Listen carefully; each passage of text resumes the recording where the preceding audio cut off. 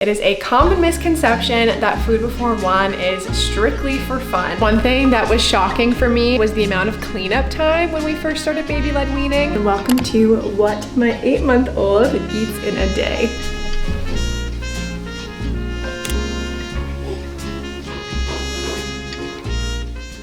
Okay, Jude, here's the thing, buddy. We gotta change your diaper. Jude just recently learned how to crawl and to pull to stand, and diaper changes are like wrangling a wild animal. Okay, Jude, you gotta stay still. And there's the sound of my coffee. Good morning, you guys. Welcome back to my YouTube channel and welcome to what my 8-month-old eats in a day. If you are new here, my name is Beth and I share all kinds of motherhood and lifestyle content here on YouTube. And in today's video, I thought I would update you guys on what an average kind of typical day looks like for this guy when it comes to breastfeeding and solids and kind of where we are at in our baby-led weaning journey. So this morning, Jude woke up around 7 a.m. and he was breastfed at 7:10, I think, and he's still exclusively breastfed. He will occasionally take a bottle as long as it has breast milk in it.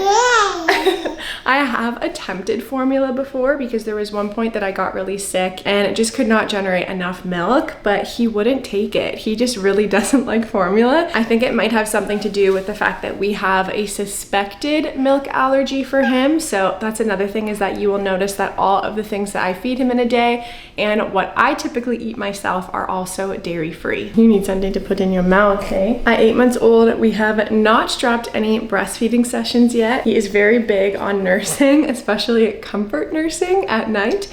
So I still do primarily feed him on demand. It ends up being around every 3 hours or so. It's kind of hit and miss on whether he will sleep through the night. Sometimes he will wake up once between like 7 and 11 for a feeding, but generally most of the time now he'll wake up once in the middle of the night. So I would say on average he's breastfeeding around 6 or 7 times a day, which is a little bit more than normal at 8 months old, but that's just how he rolls. This morning after he nursed, the other thing I gave him were the BioGaia Protectus drops with vitamin D. Those are really helpful for his tummy, again, because we have a suspected allergy in him. He's been taking that probiotic for months now since he had reflux as a baby, and I love that that one has vitamin D in it because it is kind of like 2 birds with 1 stone. But I can tell he's getting hungry for breakfast, so I'm going to get that ready and then show you guys what he would typically eat. So every time I make my babies a meal, kind of from the point that they are like 6 to 12 months, my primary focus is always getting in iron. It is a common misconception that food before one is strictly for fun because a baby's iron needs actually increase greatly by the time that they turn like 6-7 months old. Essentially, their body has held on to a lot of the nutrients and a lot of the iron that you actually gave to them in the womb while you were carrying them. And at that 6 or 7 month mark, the iron levels actually decrease significantly, and a baby's iron needs are more than the iron needs of a full-grown male, to put that into perspective for you. So they need around 11 milligrams of iron per day, and that's why most of the meals that I create kind of center around what the main iron source is. And then after that, I focus on vitamin C, which helps with iron absorption, as well as some sort of fat source. So with that being said, for breakfast today, Jude is going to be having a large egg. I typically do these scrambled for him now at 8 months. We started with a strip, and my recommendation for you guys is to check out the Solid Starts app if you are interested in doing the baby-led weaning approach. It is amazing because it shows you really clearly kind of how to safely serve food at each age and stage. So we started with egg strips around 6 months, but he's now at a point where he's gotten quite good with his pincer grasp and he prefers to actually have smaller pieces of things. So I'm gonna do 1 scrambled egg, and I'm also going to scramble in some spinach. Now for spinach, I get that frozen. I get it at Walmart, and it's kind of just like a hunk that I warm up and I mix into things like eggs, omelets, stuff like that. I find that the frozen approach works really well for us, not only because there is typically more nutrients in frozen vegetables, but also because spinach is something that expires very quickly. And so if I want to be able to have it on hand very easily, frozen seems to be the way to go. So I'm going to scramble this up, and then we will move on to the next food item on his plate for breakfast. I am going to be cooking these in olive oil because that's another good way to just get a healthy fat into your baby.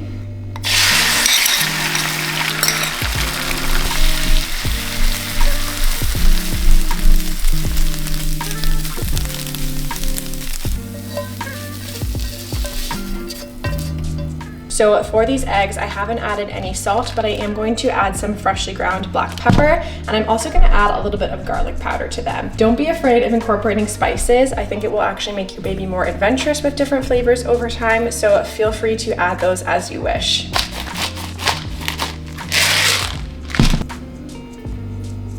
All right, next up, we're gonna do some bread as the vehicle to get the fat source in today.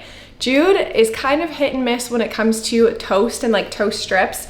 I found that more recently, if I cut them down a little bit smaller, he's more inclined to eat them instead of dropping them on the floor. And for bread, I'm going to be using the Country Harvest 14 grain bread. I think that this might be a Canadian brand, but essentially when it comes to bread, what you want to be looking for is that there is no honey in it, first of all. Honey is dangerous for babies before age 1. There is always a risk of infant botulism with that. So definitely look for something without honey. But I do also like to check and see that there's a little bit of iron in the bread, low sugar, and this one's got some other great nutrients like vitamin B, folate, things like that as well. So big fan of this one. For my fat source on the toast, typically for breakfast, I usually will give him either avocado or natural peanut butter. I was hoping to do avocado today, but this one feels like it's not 100% ready yet. So I'm actually gonna save that, and I think I'm gonna do natural peanut butter today. Another pro tip for you guys when you are doing toast strips or something like that is that you can add like a nutrient booster to that really easily, and typically the ones that I will go to are either flaxseed or chia seeds. Both of those are really great sources of omega-3 fatty acid, which is really good for brain development. So a little bit of that topped on a toast or sprinkled into oatmeal, or if your baby can eat dairy, something like on top of yogurt, are really great to just give what you are serving your baby an additional boost in nutrition. Flaxseed specifically can also help with digestive health and constipation, which is something that Jude is experiencing a little bit of right now. So I'm gonna use this one today.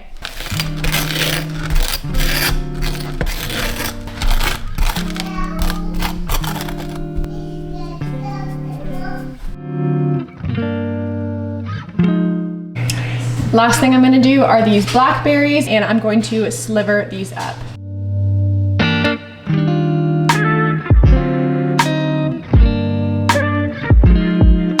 Here is the final breakfast plate.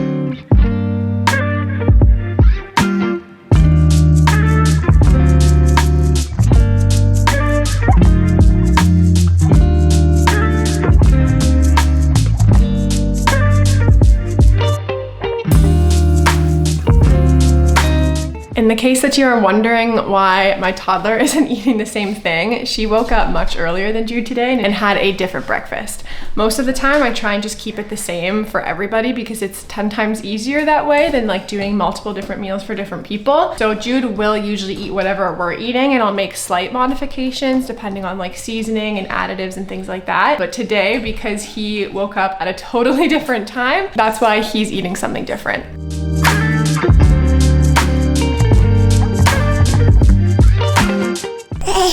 So as I suspected, the toast was unsuccessful today again. So Viv is going to be eating that so it doesn't go to waste. But yeah, he's just not a huge fan of toast. But otherwise, this is how much he ate. He had all of the eggs and all of the blackberries, which is great. And right now he's just having a little bit of water.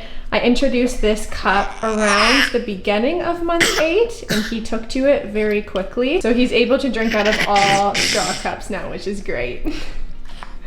It is just after 11 a.m. Jude has been sleeping since around 9:35, so he's gonna be waking up very shortly. And if not, I will actually likely wake him up because I really want him to stay on a 2-nap schedule today.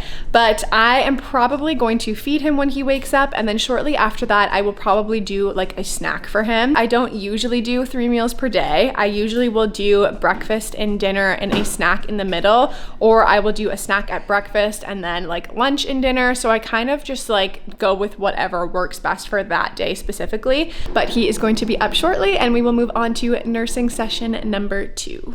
Are you waking him up? Hey, buddy.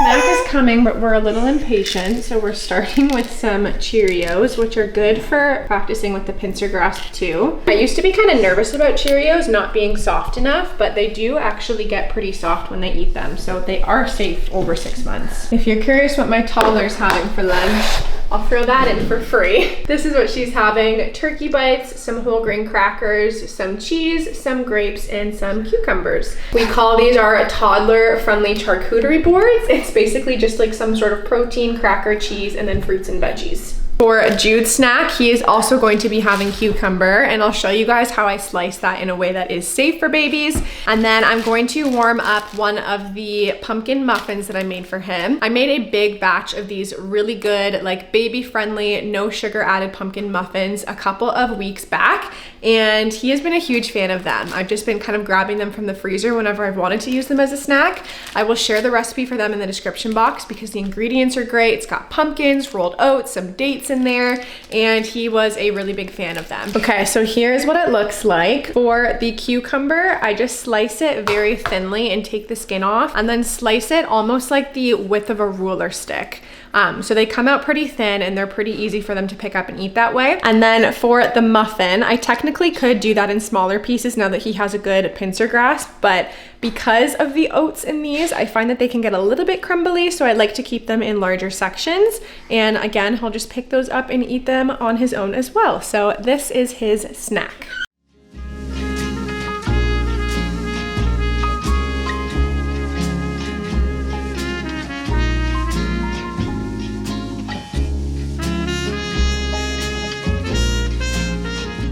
All right, here is the aftermath of snack time. There is some stuff on the ground, a little bit of stuff in the bib, but for the most part, he did eat all of that, and I'm pretty sure he's done. He's just been kind of chilling here for a minute, so I'm gonna start cleaning this up now. I have to say, one thing that was shocking for me was the amount of cleanup time when we first started baby-led weaning, and now that I have 2 of them that are eating solids, it is like a significant portion of my day that is just spent tidying up around the high chair and the table and under the high chair. But if you're brand new to it or you are just starting, I promise it gets better with time because they do get better at getting more of the food into their mouths. At 6 months, it is a disaster, but at 8 months, it's kind of just like crumbs here and there. But I'm gonna start cleaning up and we will report back at the next feeding.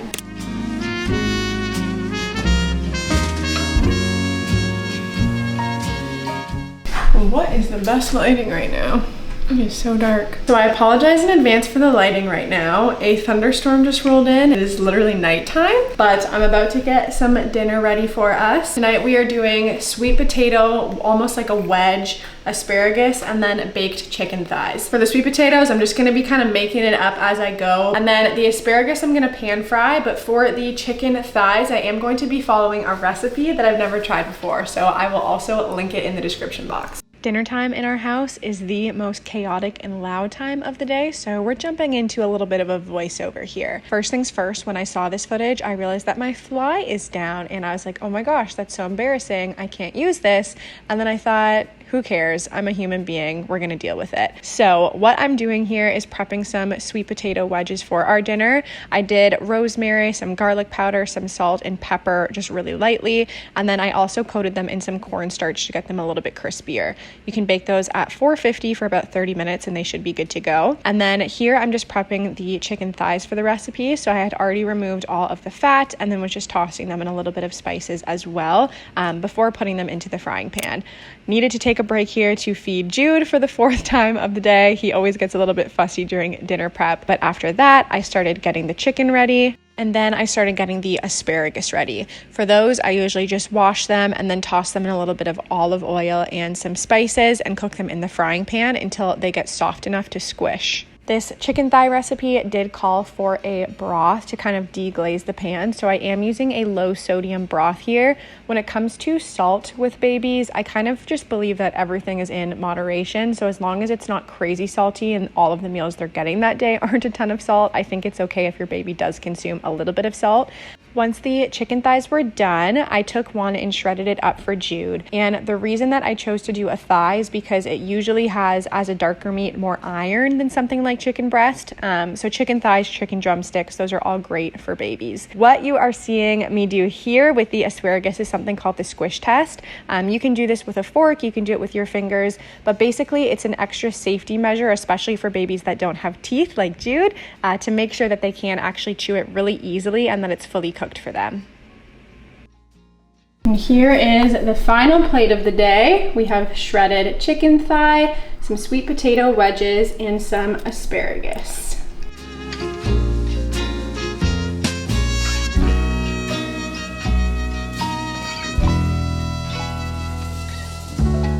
All right, this is the aftermath of dinner, his final meal of the day. There's a little bit left in the bib, but not much, and then not really anything here. So he ate a lot of that tonight and was a big fan. Are you trying to eat your plate now too?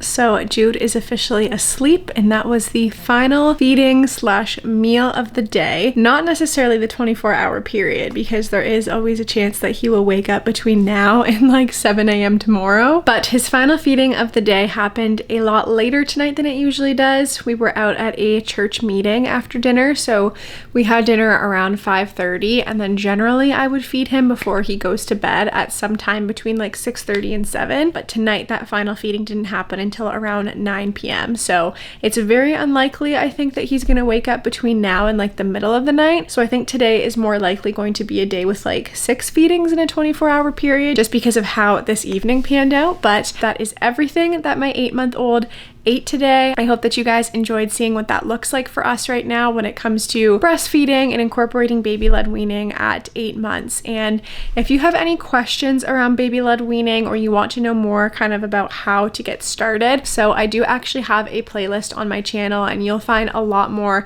meal ideas and how-tos in there, but I'll also put that in the description box if you want to check it out. And the other thing that I'll say is, if thinking about baby-led weaning and how much your baby should be eating and how to serve foods and what to serve and all of that just totally overwhelms you, there is a course that I highly recommend that you take, and it is offered by Happy Healthy Eaters. It's the course that I took with my first baby, and I cannot recommend it enough to just get confidence and peace of mind when it comes to the whole baby-led weaning process. And I do also have a coupon code for you guys if you want to save on their recipes or their baby-led weaning course. So all of that is in the description box. But again, I hope that you did enjoy this video, and until my next one, I love you guys, I'm praying for you guys, and I will see you soon.